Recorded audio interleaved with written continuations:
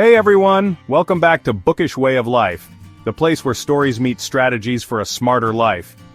Today, we're diving into a book that has literally changed how millions of people think about money. And spoiler alert, it might flip everything you thought you knew upside down too.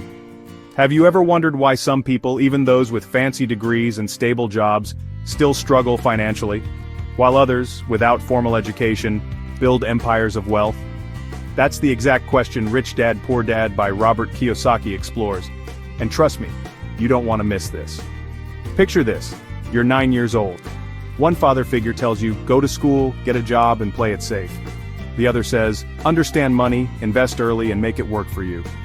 Two dads, two mindsets, one life-changing lesson.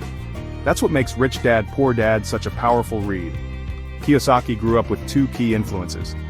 His biological father, the poor dad, was highly educated, respected, and had a government job.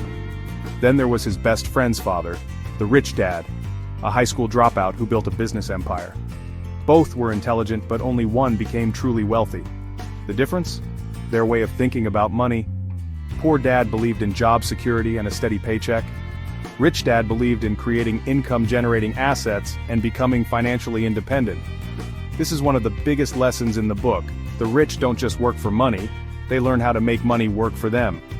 Kiyosaki breaks it down simply. Assets put money in your pocket. Liabilities take money out. A rental property that gives you monthly income? That's an asset. Your personal car with a loan? That's a liability.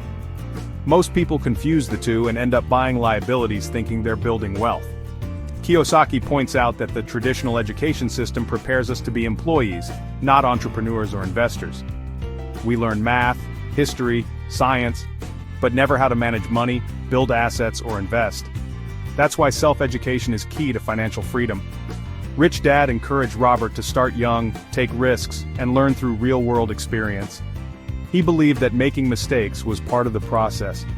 Poor Dad, on the other hand, feared failure and promoted playing it safe. The message? Don't be afraid to take smart risks. That's where growth happens. So what's the real takeaway from Rich Dad, Poor Dad? It's not about how much money you make. It's about how well you manage, grow, and invest it. Change your mindset. Learn about assets. Break free from the paycheck-to-paycheck cycle. And most importantly, take control of your financial future.